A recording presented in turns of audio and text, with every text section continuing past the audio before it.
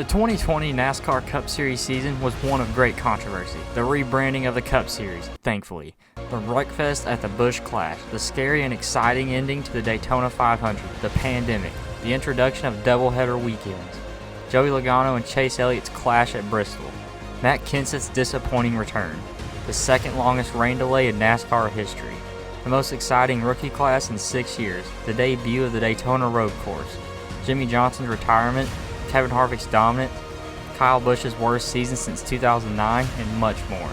But what would have happened without the playoffs? Well, today it will be my job to tell you, so with that being said, let's dive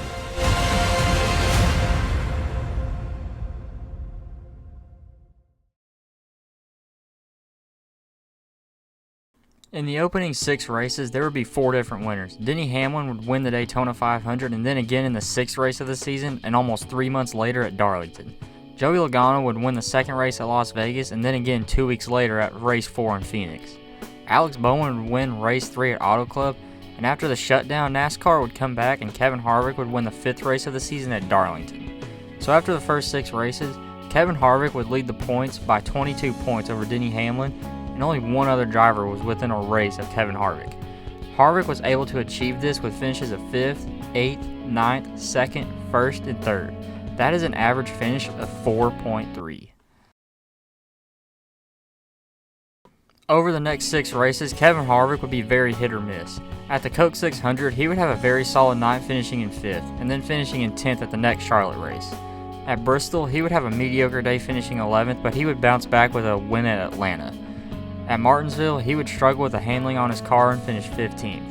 At Homestead, Harvick would once again have a rough day finishing 26th and 1 lap down. And even after those rough few races, he would be the points leader by 11 points over Brad Keselowski. At Talladega, Harvick would finish 10th while Keselowski would finish in 19th and would expand the gap to 21 points. At Pocono, Harvick would win and Keselowski would finish 9th, expanding the gap to 33 points. At the second Pocono race of the doubleheader, Harvick would finish 2nd and Keselowski 11th, once again growing the gap to 42 points. At Indianapolis, Harvick would win his 2nd consecutive Brickyard 400 while Keselowski would finish 4th and would grow the gap to 50 points. At Kentucky, Harvick would be in contention to win, but would fall short and finish 4th, while Keselowski would come 9th and would now be 55 points behind. At Texas, Harvick would score his 5th straight top 5, finishing 5th, while Keselowski finished 9th, and now halfway through the season, he was 59 points behind Harvick. Kevin Harvick was so dominant, but the question was, would anyone be able to upset his consistency? The answer would be no. Kevin Harvick would sweep the doubleheader at Michigan, and in the other 4 races, had finishes of 4th at Kansas, 5th at Loudon, 17th at the Daytona Road Course, and 4th at the first Dover race. This put him now 62 points ahead of new 2nd place Denny Hamlin, and with 12 races to go, he was almost a race and a half over his nearest competitor. Hamlin was also in the middle of his best season, and it was simply not good enough to even get close to Kevin Harvick.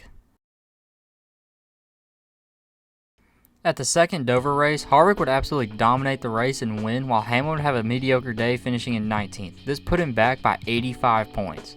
At Daytona, Hamlin would finish 3rd, while Harvick would come home in 20th. This would shrink the gap to 67 points.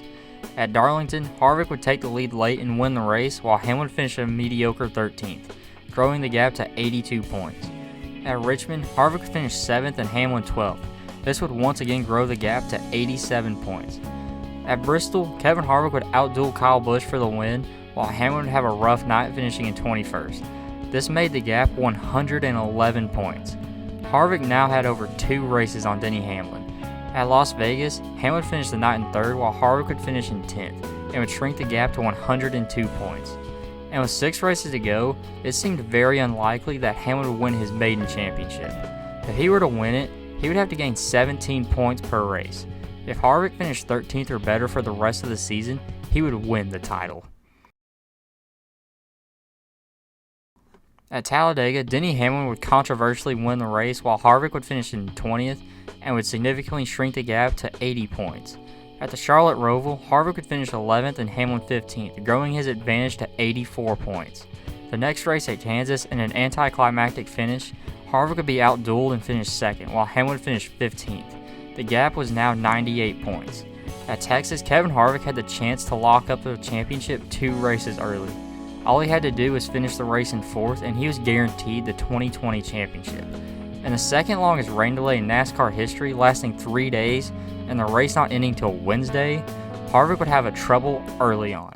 A big run by Alex Bowman, and Harvick's into the wall. Holy mother of God!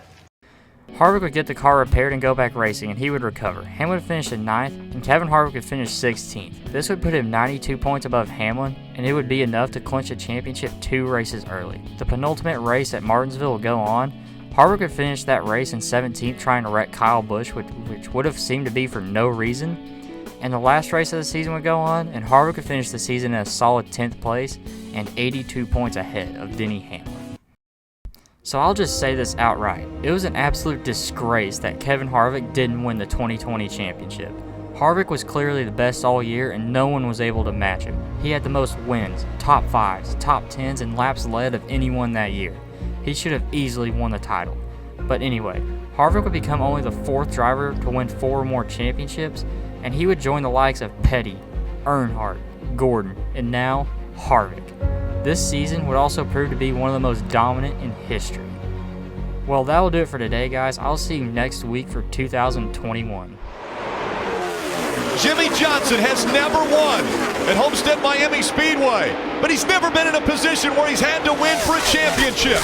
Down the backstretch he goes. A half a lap away from the championship. Jimmie Johnson through 3 and 4. Make room. Richard Petty and Dale Earnhardt. There's another 7-time champ. Jimmie Johnson wins his 7th NASCAR Sprint Cup championship.